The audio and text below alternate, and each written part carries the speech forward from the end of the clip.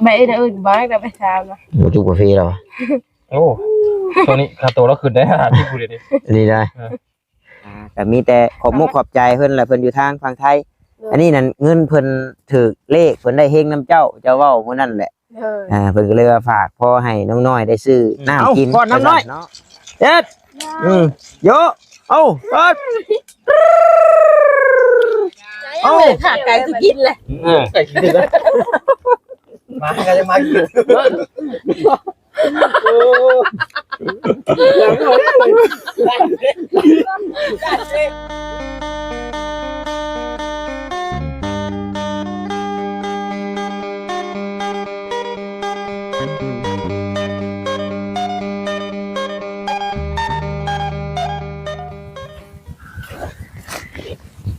ไทยผู้บ่าวน้องแววตาจะพี่น้องเนาะตอกมาเลยเอ้า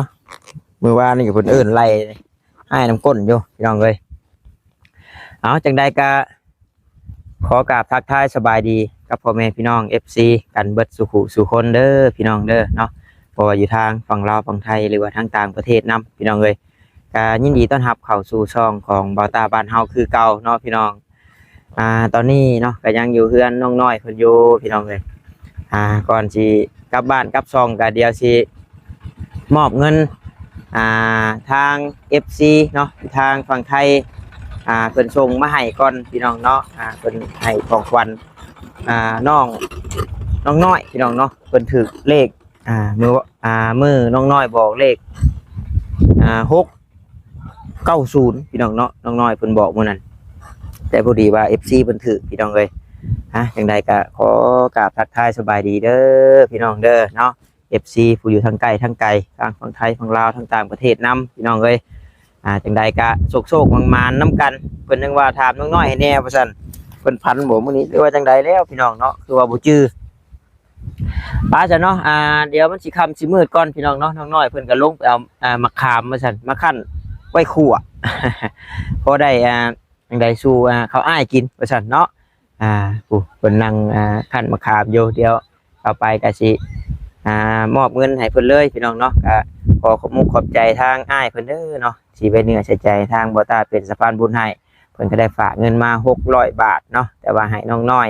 500บาทพี่น้องเอ้ยเหลือจากเพิ่นฮักปลายมันบ่ตาก็ซื้อข้าวต้มขนมพี่น้องเอ้ย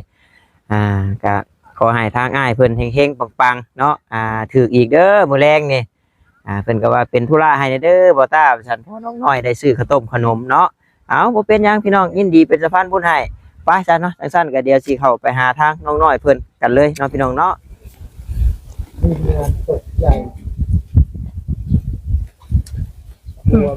เฮ็ดหยังน่ะเฮ็ดหยังน่ะเฮ็ดหยังน่ะ Khăn mà kham. โอ้ยเนาะเฮ็ดงบอยู่บ่บอก FC เพิ่นจังเอาสบายดีเด้อเนาะโทสิ Kẹp khám, khăn khám nó nhâm. สิไปมุกบาดนี้เนาะหลายคนกินแซ่บได้พี่น้องเนาะน้องบุญทวีมาบี้เอาช่วยกันกับบ่มาโอ้ยย่านแต่น้องน้อยยอกธรรมดาน้องน้อยย่านเพิ่นย่านน้องน้อยกับย่านน้องบุญทวีอยู่บ่ย่านบ่ส่งดอกว่าอะไรกันเนาะนี่ไม่เลยLên ba. เนาะFC เพิ่นจังได้ยินพี่น้องเอ้ยเบิ่งก่อนขออนุญาตวางโฆษณาก่อนเด้อพี่น้องเด้อแป๊บนึงเนาะมะขามส้มพี่น้องเอ้ยน้องน้อยไปขึ้นเอาบ่ตามกินนี่แหละว่าผู้ใดก็คือว่าหาในขามมุกสิดอกเอามามื้อนั้นเบิดมื้อเดียวบ่น้อย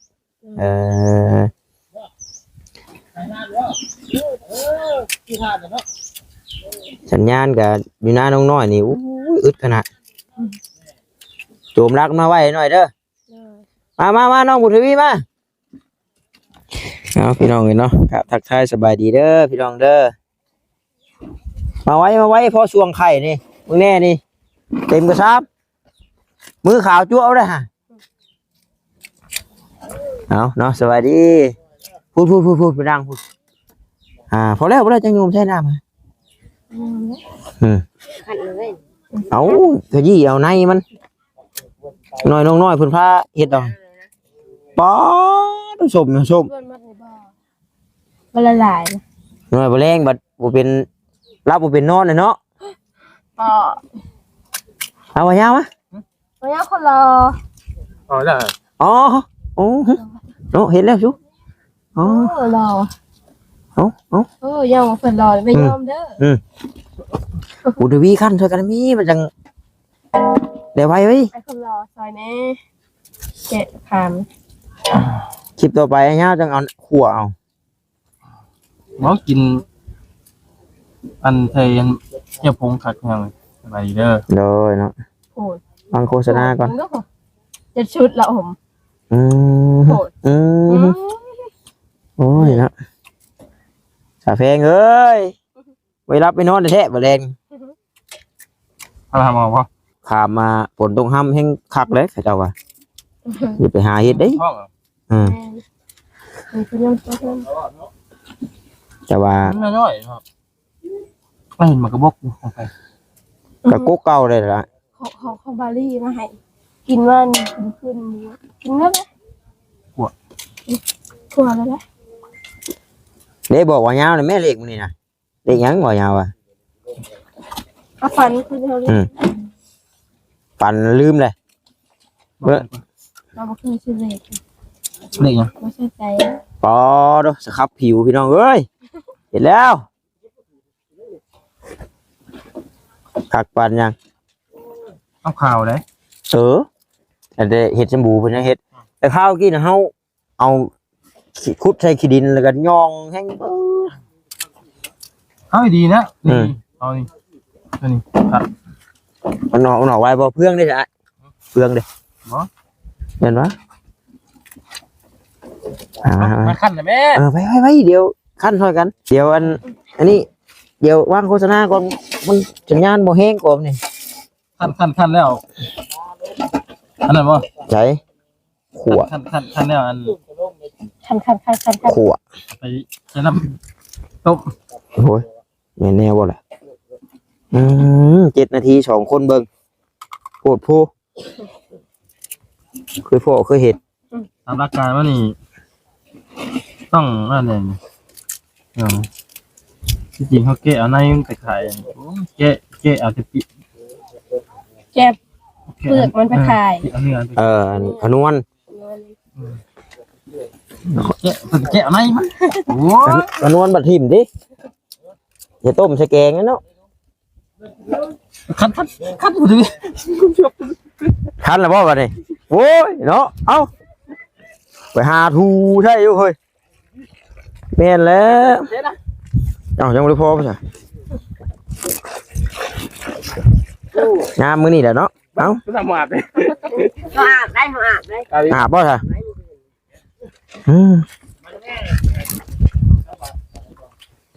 แจ้งเคยเป็นขั้นมอหน่อย เอาหัวเล็บจิกก็ ได้กินนี่เลย เอานั่นบ่เพื่องเห็นบ่ เอาตีนเหยียบเอา อ๋อเจ้าครับบาดนี้ ได้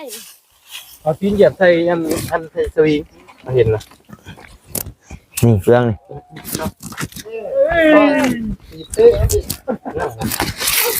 นับไปเล็กน้อยเอานี่อันยาวนี่ช่วยกันจังไว้ จะกินได้เหรอ โอ้ กินไงมัน ข่อยหาให้กลัวลุงพวง ให้ลุงปอง ย่างทางตามให้พวง ไม่ใช่ปองปอง กูเยอะ ตะพอนบ่พ่อใหญ่เพียงตัวอันกาแฟผ่าเหลืองตะพอน ไม่เช้านะไม่เช้า เห็นว่าตัวจริงแล้ว เห็นนะเนาะ เห็นปะเขาถ่าย เห็นอันผ้าไอ้ผ้าได้ ตายเลยตาย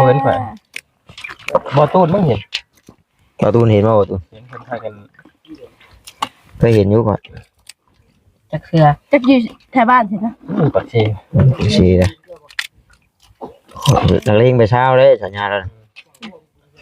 ใบอื่นบ้างแต่ไปเช้านะ หมูจุกกาแฟแล้ว โอ้ตัวนี้คาโตแล้วคืนได้ที่พูดเลยดิ ดีได้ เอามาให้กูได้ไหมเสียง นี่ บ่ได้เว้าว่าใช่เนาะบัดผู้ใดบ่คันบ่ให้กินเอา เนาะ เนาะแต่แกงก็ไม่บวชเลยบ่เข้ามายัง บ่ได้กินดีดิ บ่กินเลย เป็นใจร้อย เนาะบอกโอ้ยลอยดิ เป็นใจหาเงินหาค่ำดีใช่ยอกบอกเขาบ่อยากเลย เขาบ่อยากเด้บ่แม่นเอาเขาเครียดเอาบ่จะเล็บจักร้อยนายเนาะ พอแล้ว พอแล้วบ่อืม ก็กินหลายๆคนดีกว่า เธอเอามือตนผู้แกะน่ะได้เนี่ย แกจะเมื่อยสิบ่ได้กินดิอืม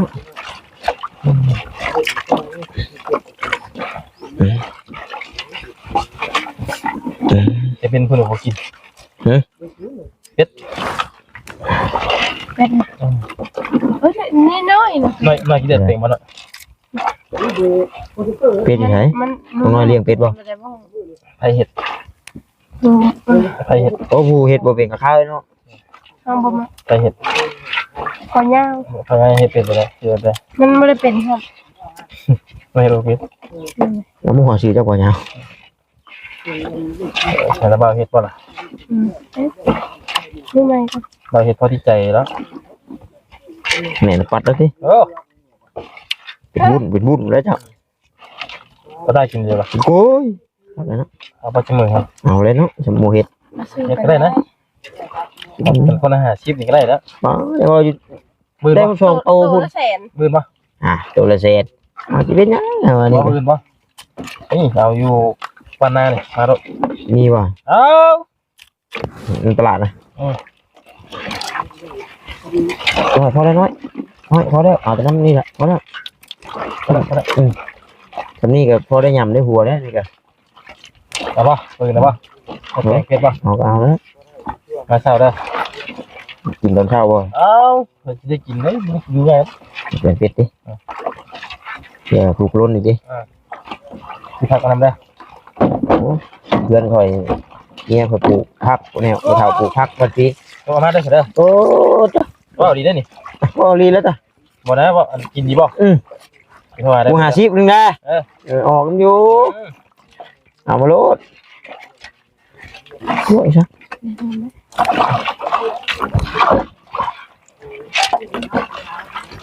ได้อยู่ได้ทำผิด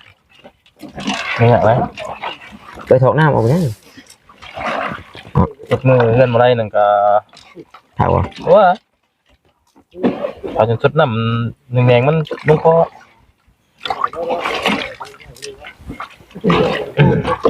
กูเห็นบ่เป็นก็บ่ได้ไปกินได้ โอ้ เป็นใช่ไหมอาหารเป็นอาหารว่าไงเป็นอาหารยอดฮิตของคนลาวแต่เป็น เด็ดเป็นเป็ดเนาะไทยกับแถวอีสานเพิ่นก็ฮิตคือ บ่ปานใดแน่นอน บ่ปานไหนบ่ เป็นต้องทางลาวล้วนเลย เราเลย ลาวก็มาได้จากเวียดนาม อันนี้ได้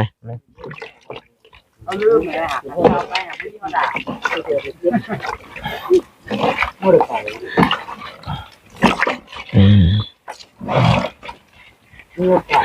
ก็ขึ้นบนมอมือนะลูก ไปใช่อีกแล้วนะ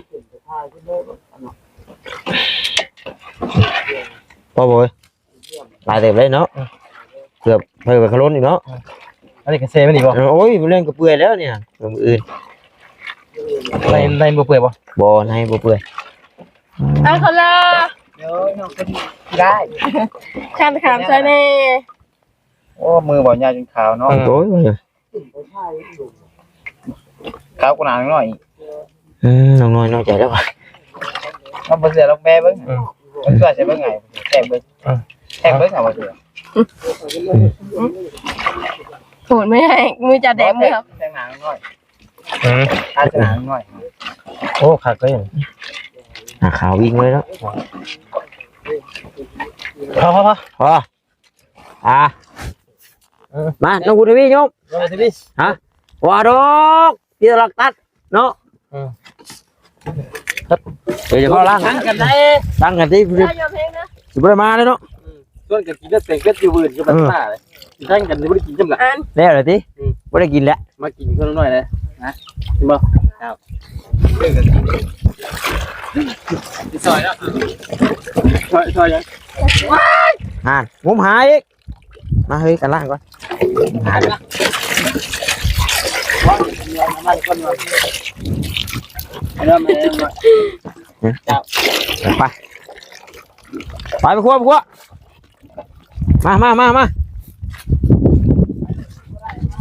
เอาอะไรน้องน้อยขั้นมาขามแล้วมามันนี่ก่อนสักหน่อยมีเนี่ยสีเอาให้อยู่นี่เจ้าละโอ้เนาะบอต้าก็ลืมถามชื่ออ้ายเพิ่นซ้ำได้เพิ่นตัวอะไรละบัดตัวนี้เนาะแม่นบ่ละบัดเพิ่นก่อนโอ้ยบ่แม่นตัวนี้น้อยบ่ได้ว่าโซพอกซื้อไผ่ดอกพี่น้องเนาะนั่งลงนั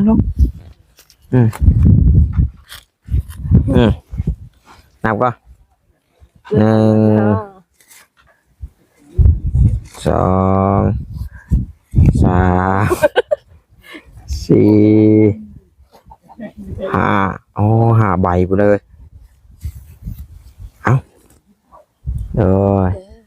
เงินค่าขั้นมาครับนับก่อนจักใบยันเพิ่นบ่ดิฮะนับหัวแสนก่อน 1 2 3 3 แสน3-4 ใบเนาะผู้ใดเพิ่นฝากมาให้นั่น500พี่น้องเนาะฝากมาให้น้องน้อยนั่นแต่ว่าเพิ่นฝากมา600แต่ว่าเพิ่นก็ฮักเนาะเพิ่นฮักแล้วก็ปลายมันบ่ตาก็ซื้อข้าวต้มขนมพี่น้องเอ้ยแต่ว่าจำนวนเพิ่นให้น้องน้อยนี่นะ500 บาทว่าซั่นเนาะบ่ตาก็ลืมถามซับว่าเพิ่นชื่อหยังแต่ว่าชื่อในเฟซเพิ่นน่ะฮู้อยู่เนาะแต่ว่าเอ้ายันว่าเพิ่นบ่ให้ออกชื่อนะก็มีแต่ขอบมุกขอบใจเพิ่นแหละเพิ่นอยู่ทางฝั่งไทยอันนี้นั่นเงินเพิ่นถูกเลขเพิ่นได้เฮงน้ำเจ้าเว้ามื้อนั้นแหละเพิ่นก็เลยว่าฝากพ่อให้น้องน้อยได้ซื้อน้ำกินว่าซั่นเนาะขอบคุณอ้ายฝั่งไทยเด้อ โดย อ้ายอยู่ดีมีแฮงความเจ็บบ่ให้ได้ความไข้บ่ให้มีปรารถนาสิ่งใดขอให้ได้สิ่งนั้นสมความมุ่งมั่นปรารถนาอย่าเจ็บอย่าจนลำรวยเด้อโดยเนาะสาธุขอให้เพิ่นถูกอีกเนาะมื้อนี้ก็เนาะแต่ว่าฝันอยู่น้องน้อยฝันอยู่เมื่อคืนนี่แต่ว่าลืมโอ้ยเนาะฝันแล้วบ่ลืมพี่น้องเอ้ยก็สิบ่ได้แล้วซะเฮามื้อนี้เอาพี่น้องเอ้ยเนาะทางบ่ต้าเองก็บ่ได้ฝันหยังพี่น้องเนาะจำสิบอกเพิ่นก็ได้มีแต่ขอบมุกขอบใจทางอ้ายเพิ่นคือกันที่ไว้เนื้อใส่ใจทางบ่ต้าเป็นสะพานบุญให้พี่น้องเนาะก็เอาเป็นเงินกีบพี่น้องเอ้ยเพราะว่า100 65เนาะ65,000พี่น้องเนาะก็ได้อยู่325,000พี่น้องเอ้ยถูกอยู่บ่น้องน้อยเบิ่งก่อนเด้อสิคูณให้เบิ่งก่อนกี่ว่าโอ้ยเอาชื่อลาบซีนให้ทางน้องน้อยชูบ่สร้างกินบ่ว่า65คูณ500ตึกพี่น้องเนาะ325,000ก็ไปจะไปครัวในมะขามเฮาบัดนี้เนาะพอนี้คือขนมโอ้ล็อกกูอยู่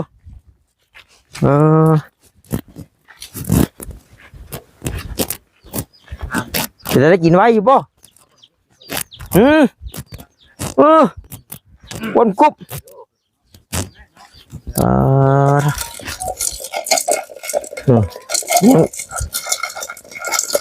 ไม่เฮ้ย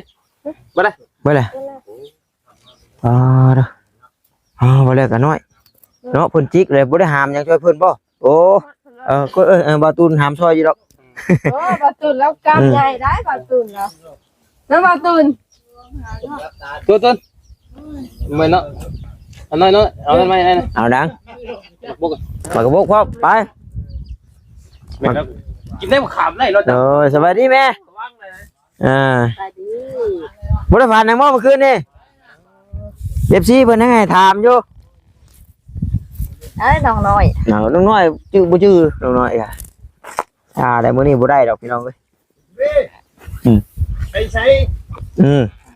อิ้นเบิดมือนะถ่ายคลิปนี่นะโอ้โหเราสอบเป็นบ้าเขา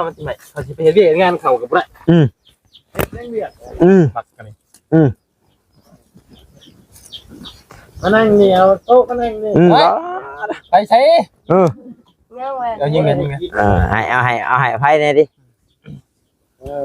กอดคอไว้งามแล้ว โอ้งานสุเมแล้วบ่ได้หรอ ดูแม่แล้วได้ผัวก่อนดิ โอ้ยก็เนาะ เชือกมาได้เชือกมัดไว้ เอาลงบ่เฮ้ยปะนี่ยังบ่ ผมก็ใหม่แล้วบ่ ขอในขามนานชุกดิ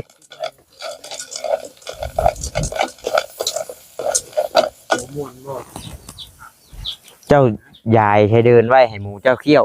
แต่ให้มันออกมาบ่คืนในคำหิวนะ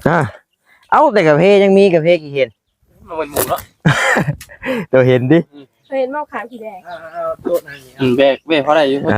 จำหมูได้ หมูไว้ เป็นหมูมันกินห้ำกินอย่างแล้วมันเป็นแบบรู้ว่าพูดป่ะกินเกลือเขาล้นได้ป่ะกินเกลือจี้ หอมไหม หอมบ่โอ้ยเนาะเบิกแต่ว่ามันหอมดีกะด่ารีดเนาะเนาะใครกินได้เกลือกินว่านี่เป็นโรคไตแล้วชุกเลยจะแนบคามนะ ยังพี่ โอ้ยมันนี่หลายมันก็แข็งได้ไอ้เอ้ย มาลุก ยังอยู่เถียงเราจ้ะอ๋อกินเอาเฮ้ยกินแซ่บแท้ มาแล้วแม่ เป็นญาติเถอะดิ เจ็บแอว เจ็บแอวโอ้นั่นจ้ะยังไงสองดองเพิ่นก็กุ้มจิกกุ้มกล้วยอยู่เนาะ แล้วโจมไปแล้วเมื่อกี้นี่นะโก้อยู่แล้วก็ได้ โอ้โห ร้อยน่ะจิกอยู่ถอดแล้วป่ะบัดนี้ แล้วว่าบ่สร้างแล้วบ่ แล้วบัดนี้ออกเปลือกแล้วป่ะ โอ้ยเนาะ เอาเฮ้ยมาลงรถบัดน้องหน่อย โอ้ใหม่เลยล่ะ ได้แล้วนี่ฮะ กุ้มอยู่ ลงรถบัดนี่ฮะ กุ้มน้ แม่นบ่ ใจไม่ ออกหัวบ่เลยบ่เฮ้ยน่ะ ำเอาไว้ยังน่ะ ลงได้ มารีมาหายวัน จับปีกเจ้า ลุ้น ก็จับอยู่เจ้าก็บ่กล้าเอา ลากินก่อน เบิ่งให้ทีมยังขัน เย็นว่าเจ้าสิหรอก โอ้ กินมาแล้ว ผมไม่รับเขาเลยเนาะผมไม่รับไปทำของเขานี่ มาละ กินน้ำกันเบิ่งสิ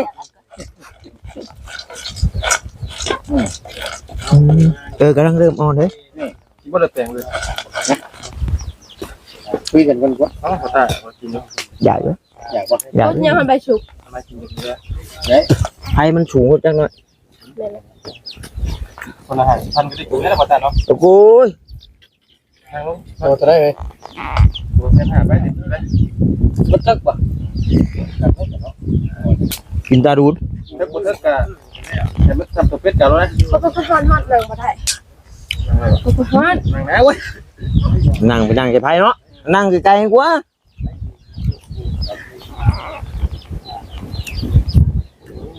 หมอมันอันนี้พูดได้หน่อย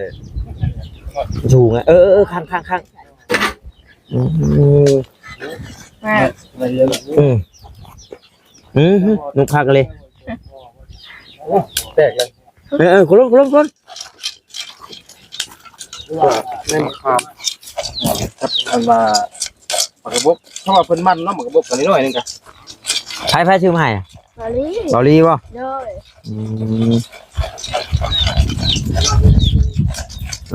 เลย สบายดีเด้อเนาะช่องไอ้ยาวเอาพอดน้ำน้อยเด็ดโยเอาเปิดเอาเอาเฮ็ดเดี๋ยวพอจะพอเป็นไร มันทุกอยู่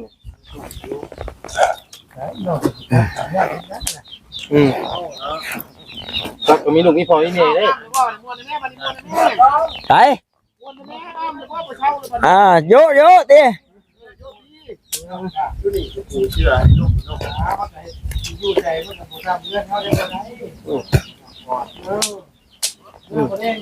แตกตับเลยเฮ้ย แล้วแตกเลยแล้วเบิ่งเลย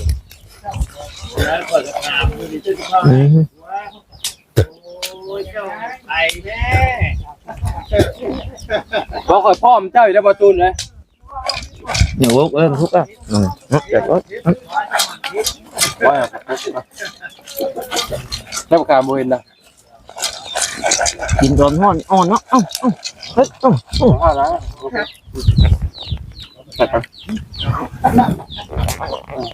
มันแตกมันแตกแล้วมันขาดหรอวะ แตกกระบอก ผมบอกว่าจะแตก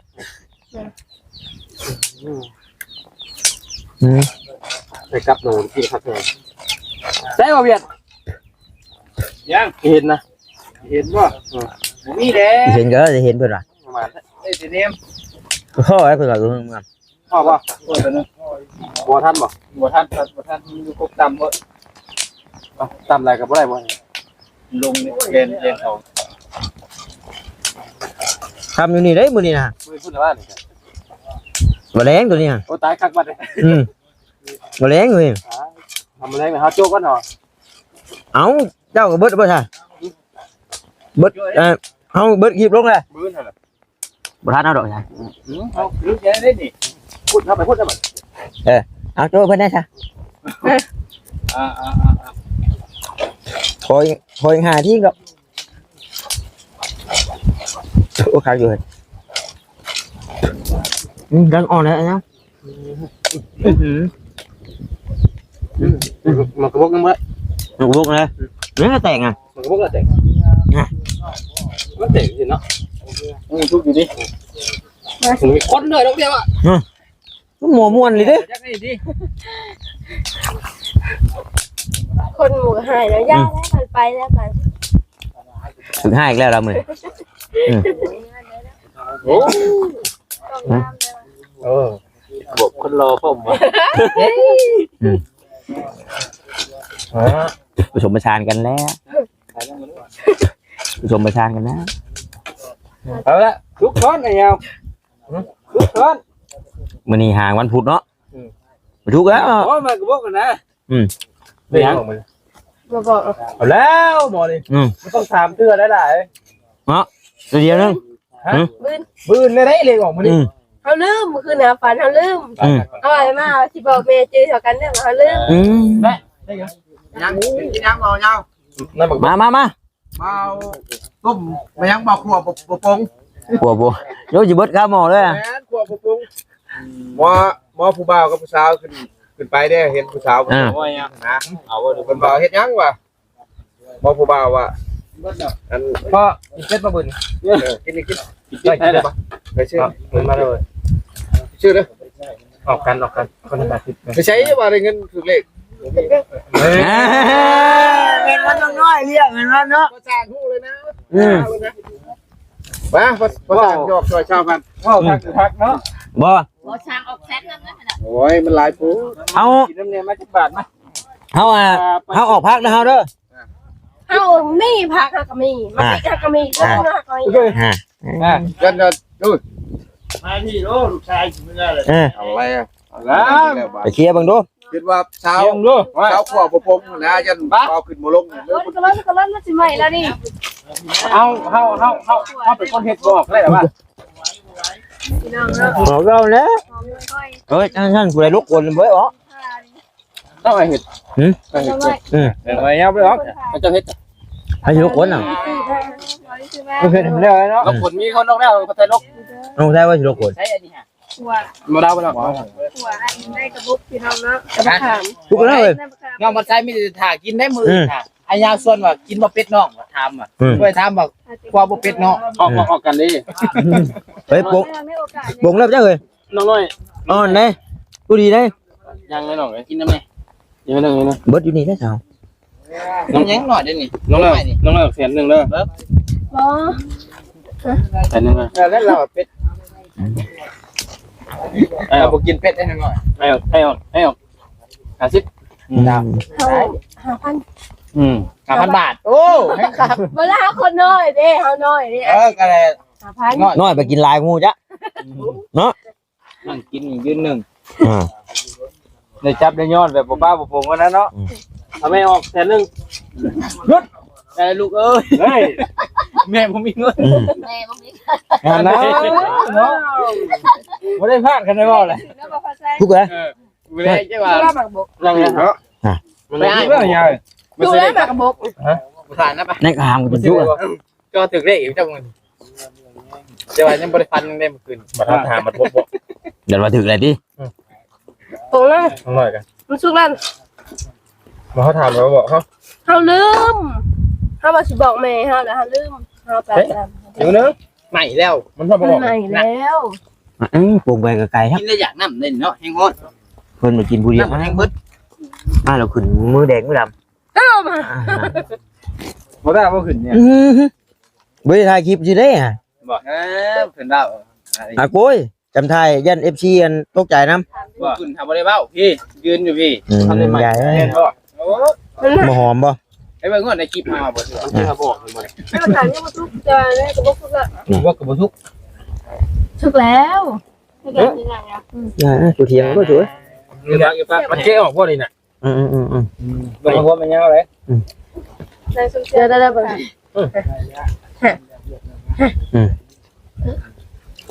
มันทุกมันต้องรวยรถนี่ เดี๋ยววันหน่อยแซ่บ เส้นน้อยคือดำแทน ใช่อันว่าบ่ได้เลยอันนั้นว่าพูด ไอ้ยังอันนั้นน่ะว่ะ อันนึงยังระบาดอันนึงแม่ พ่อแม่บ่ได้ก็ครอบ 3ใบเขียวกู เฮ้ยโอ้ย เขาพ่อนะ ได้อัน พ่อ ว่าตาเฉลยได้จะใบโอ้ ใบเนาะ หลายๆเด้อ ท่านก็เงินนี่เนาะ ถ้าจะลองแล้วจ้ะ เอาเงินตัวเอา หากเอาเงินมาปานนั้นเราบ่มีเงินอ้าวตัวคือ เอาเงินตัวอันนั้นไอ้เนาะเงินเฮงน้ำเนาะ ว่า เอาอะไรดิ อะไรนะ เอา เฮาเป็นคนเลยไอ้เลี้ยงเฮา เอาไอเดียก็ได้เยอะแต่เขาจะเบิ่งน้ำใจเจ้าเลย เต็มใจยังไม่ได้ขาดการสิกินเลย ใส่กินได้ มาก็จะมากิน โอ้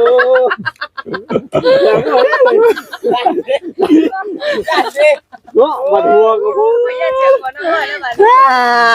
จะไปเอาเย็นเลยเด้อ คนยอมแล้วไป โอ้ยเดี๋ยวรถไม่เคยนะ ยันจะลุกแล้วยันเจอคนน้อย ปวดปูอยู่เนาะแต่ตาดเข้าหัวกัน เดี๋ยวต้องขดินแล้วค่ะขัดมากจนดำมันนี่ เพื่อมันนะ ทั้งแม่ทุกคนมากินกันกินเลยนะแม่กิน โอ้ยมาประเดี๋ยวกับมูโป่งแอบดิ ไม่ได้กินข้าว มันเย็นได้โอ้ย น้ำแรงทาง เอาอยู่บนกี้ ไอ้ทุกใดแก่ท่านทุกนั้นถึงตัว บาปมันบ่ได้กี่อันสร้างถูกย้ายเนาะเมื่อกี้อันขี่พนาวุฒิ แล้ว อืม